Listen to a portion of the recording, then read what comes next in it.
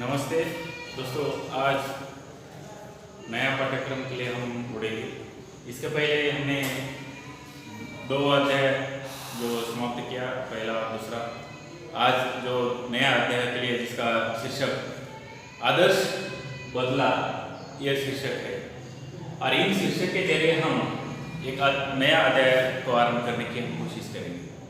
अब दोस्तों कि यह आदर्श बदला है, इसके लेखक और इनका परिचय इतना हम आज के इस नए वीडियो में देखने का कोशिश करेंगे।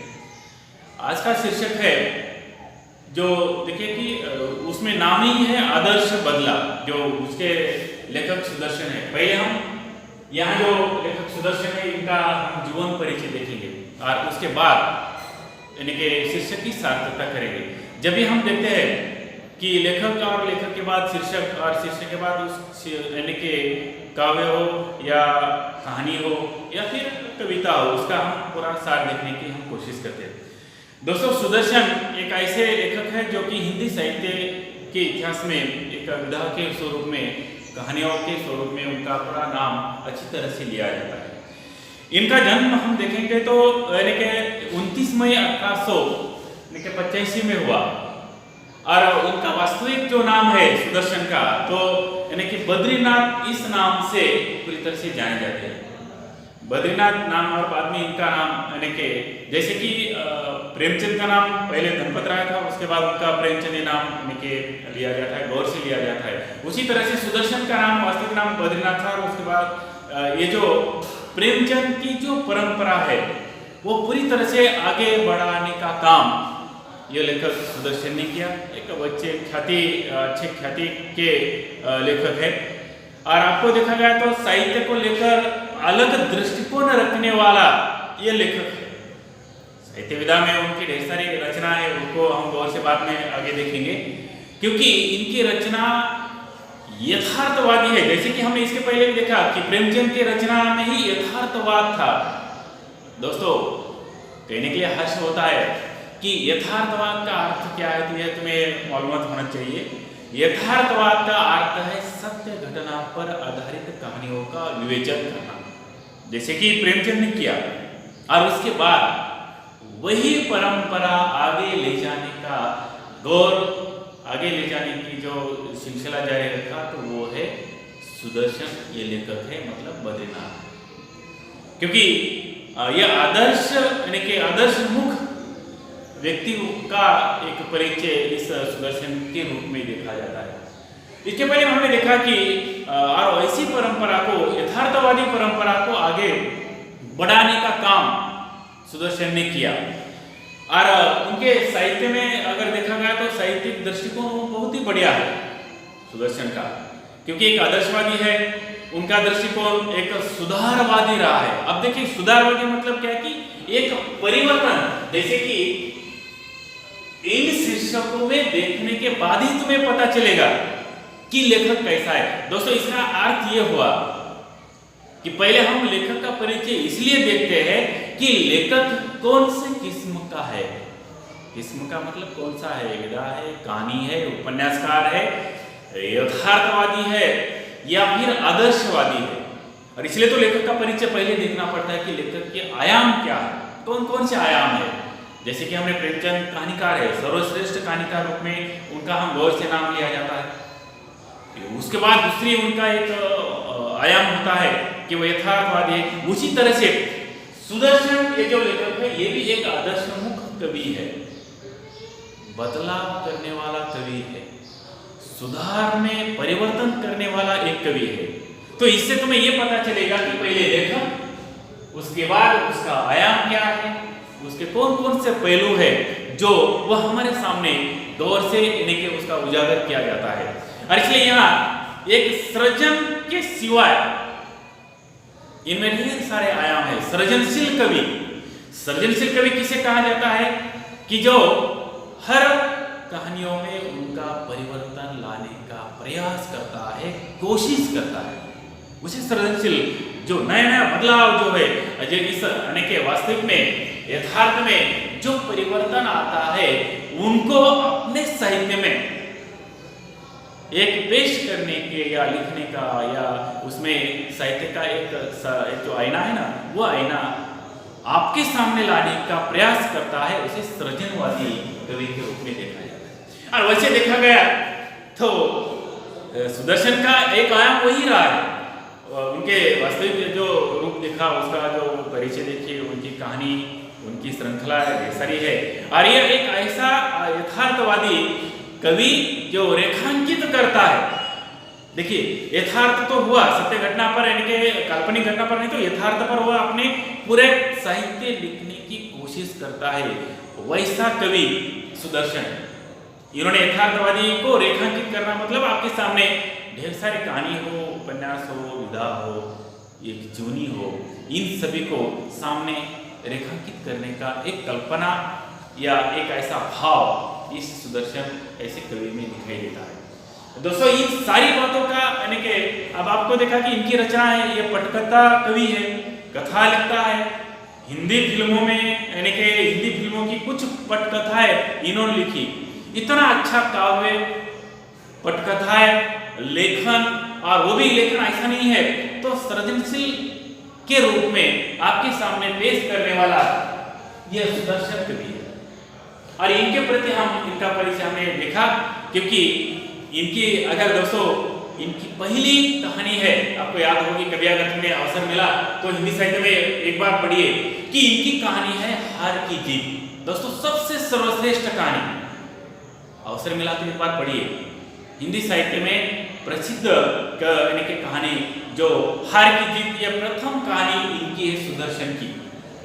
और ये इन्होंने अच्छी तरीके से उसमें यानी कि कहानी का एक जो भाव है उसमें विचित्र करने की उन्होंने कोशिश की है।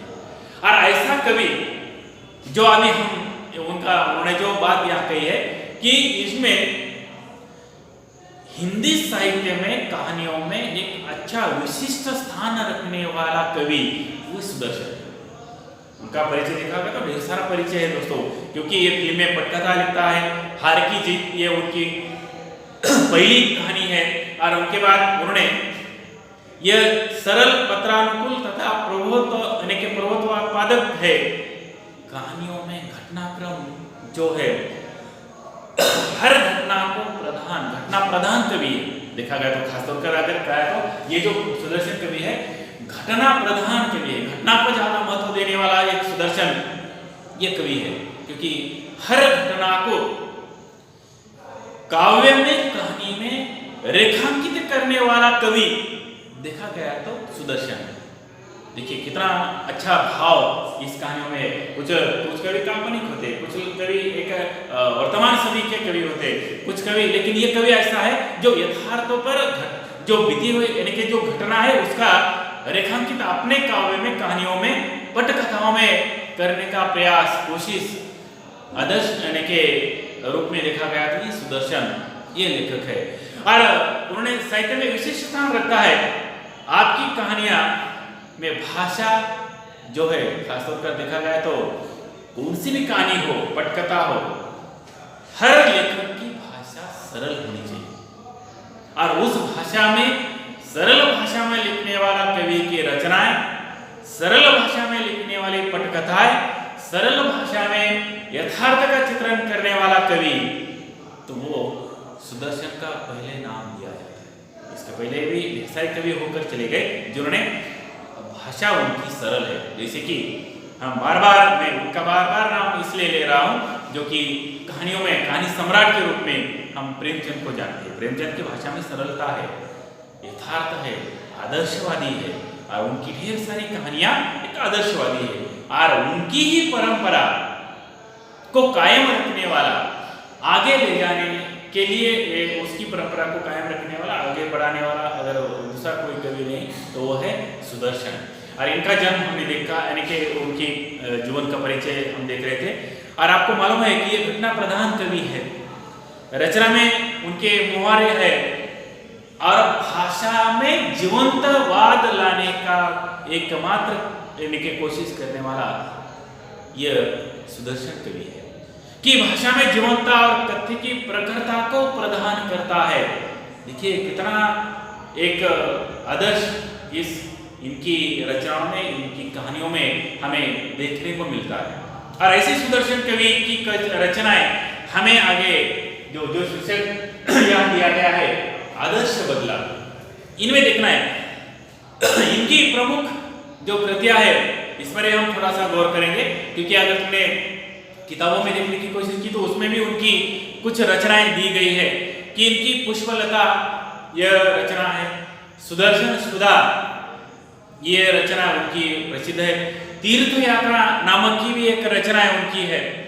और एक दोस्तों इनका सबसे ज्यादा प्रसिद्ध एक कहानी संग्रह है जो पनघट नाम से जाना जाता है। पनघट नाम का एक कहानी संग्रह इनके नाम पर है, बहुत ही अच्छा है। और यहाँ इनके समय मिला तो उस पर एक बार गौर कीजिए। पनघट एक कहानी संग्रह है। सिकंदर और भाग्य चक्र यह नाटक इनके नाम पर इनके है कि बहुत अच्छे है। भाग्य चक्र और सिकंदर ये दो है। और इन्होंने एक उपन्यास लिखा हुआ है जिसका नाम भागवती है। ये एक उपन्यास इनके नाम पर है। और देखा गया तो इसमें अनरिक यानी कि मैजिस्ट्री, ये प्रहसन, एक आदि ढेर सारी रचनाएं इनकी प्रमुख कृतियां के रूप में हमें इनके देखने को मिलता है। ये विधा के रूप में परिचय देने वाला कवि है। विधा जानते हैं, जो कि कहानी भारतीय साहित्य के प्राचीन विधा के रूप में यह कवि प्रसिद्ध है। और कहानी के जीवन का मार्गदर्शन करता है, जीवन के प्रसंगों को उद्घाटित करने वाला कवि है।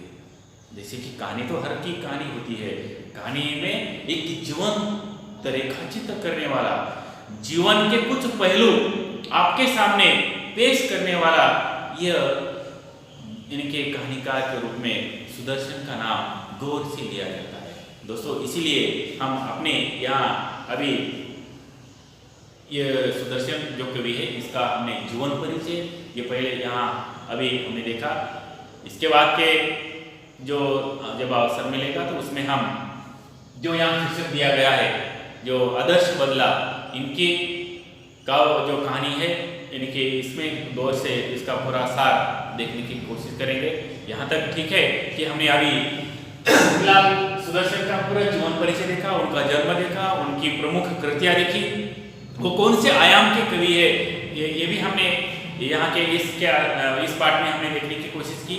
और इसके बाद हम यानी कि जो उन्होंने जो शीर्षक लिखा है आदर्श बदला, ये कहानी के रूप में हमारे सामने उन्होंने पेश की, इनका पूरा यानी कि सार देखने की हम कोशिश करेंगे। ठीक है, शुक्रिया।